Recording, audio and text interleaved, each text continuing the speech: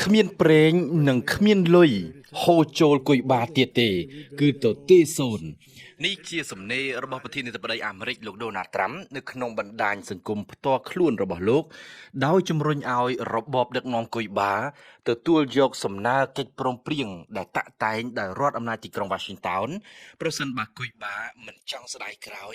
ដោយអ្វីៗហួសពេលស្រោចស្រង់លែងបានក៏ប៉ុន្តែនៅថ្ងៃអាទិត្យទី11មករាប្រធានាធិបតីគុយបាលោកមីខែលយ៉ាសកាងណែលបានថ្លែងប្រតិកម្មឆ្លើយតបទៅលោកដូណាល់ត្រាំវិញថាគ្មាននរណាអាចមកបង្គាប់បញ្ជាឲ្យគុយបាធ្វើអ្វីស្រេចតែនឹងក្បាលចិត្តបានទេត្បិតគុយបាជាប្រទេសសេរីនិងឯករាជ្យនេះបើតាមសំណេររបស់លោកមីខែលយ៉ាសកាងណែលដោយបានពន្យល់នៅក្នុងប្រព័ន្ធបណ្ដាញសង្គម X ទៀតថាគុយបាមិនដែលគម្រាមកំហែងប្រទេសណាទេគឺសហរដ្ឋអាមេរិកទៅវិញទេដែលតែងតែគម្រាមកំហែងព្យាបាលគុយបាជាង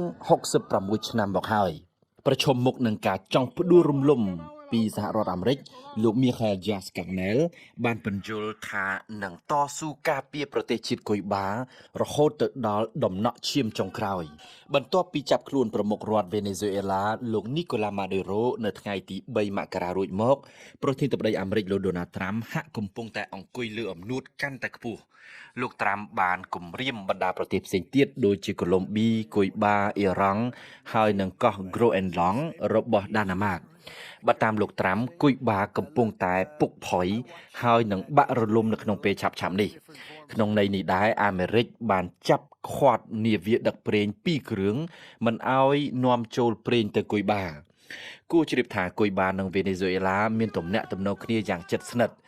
ជាធ្នូទៅនឹងប្រេងគុយបាបានផ្ដល់ជំនួយសុខាភិបាលអប់រំនិងផ្នែកសន្តិសុខយោធាទៅឲ្យវេណេស៊ុយអេឡាជាក់ស្ដែងចាប់តាំងពីឆ្នាំ1990រហូតមកគឺមានអង្គរៈគុយបាមិនតិចឡើយដែលដើរការពារអិសរាជជនមេដឹកនាំវេណេស៊ុយអេឡាអាស្រ័យហេតុដូច្នេះទើបនៅក្នុងប្រតិបត្តិការយោធាអាមេរិកកាលពីថ្ងៃទី3មករានៅទីក្រុងការ៉ាកាសលោកដូណាល់ត្រាំបានប្រកាសថាទាហាននិងក្រុមរក្សាសន្តិសុខគុយបាច្រើនអ្នកបានស្លាប់បើតាមរដ្ឋធានីឡាហាវ៉ានិងក្រុងការ៉ាកាសដោយមិនរាប់ពីចំនួនអ្នករងគ្រោះមានទាហានគុយបាយ៉ាងហោច32នាក់និងយោធាវេណេស៊ុយអេឡា23នាក់ស្លាប់នៅក្នុងប្រតិបត្តិការវាយប្រហាររបស់ទ័ពអាមេរិកបន្ថែមពីពាក្យគម្រាមសហរដ្ឋអាមេរិកចង់សង្កត់កគុយបារឹងរិតតែខ្លាំងដោយពិចារណាលើកបន្ទប់មេដឹកនាំថ្មីនៅគុយបាអ្នកប្រើប្រាស់បណ្ដាញសង្គមអាមេរិកម្នាក់នៅក្នុងរដ្ឋកាលីហ្វ័រញ៉ាបានបញ្ចេញយោបល់ទៅកាន់លោកដូណាល់ត្រាំថាគួរតែឲ្យលោកម៉ាកូរូប៊ីយ៉ូធ្វើជាប្រធានាធិបតីគុយបាចំណែកលោកដូណាល់ត្រាំក៏បានឯកភាពនឹងសំណើនេះដោយអះអាងថាពិតជាល្អណាស់ត្បិតថារដ្ឋមន្ត្រីការបរទេសអាមេរិកលោកម៉ាកូរូប៊ីយ៉ូមានដើមកំណើតជាជនជាតិគុយបាប្រសូតនៅក្នុងឆ្នាំ1971នៅទីក្រុងមីយ៉ាមីក្នុងរដ្ឋ Florida លោកម៉ាកូរូប៊ីយ៉ូមានឪពុកម្ដាយជាអតីតជនអន្តោប្រវេសន៍គុយបា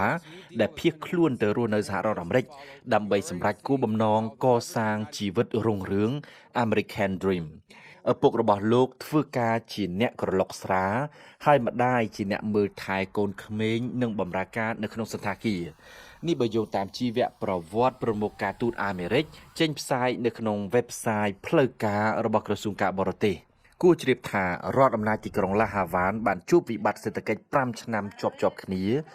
ហើយប្រទេសនេះរំពឹងដកដង្ហើមសេដ្ឋកិច្ចតែពីវេណេស៊ុយអេឡាតាមរយៈការនាំចូលប្រេងក្នុងមួយថ្ងៃគុយបានាំចូលប្រេងពីវេណេស៊ុយអេឡាក្នុងចំនួន27,000 ធុងបារីលបន្ទាប់ពីប្រតិបត្តិការវាយប្រហារនិងចាប់ខ្លួនប្រធានាធិបតីវេណេស៊ុយអេឡាមួយសប្តាហ៍មកនេះគុយបាបានជួបបញ្ហាដាច់ចរន្តភ្លើងអគ្គិសនីជាញឹកញយ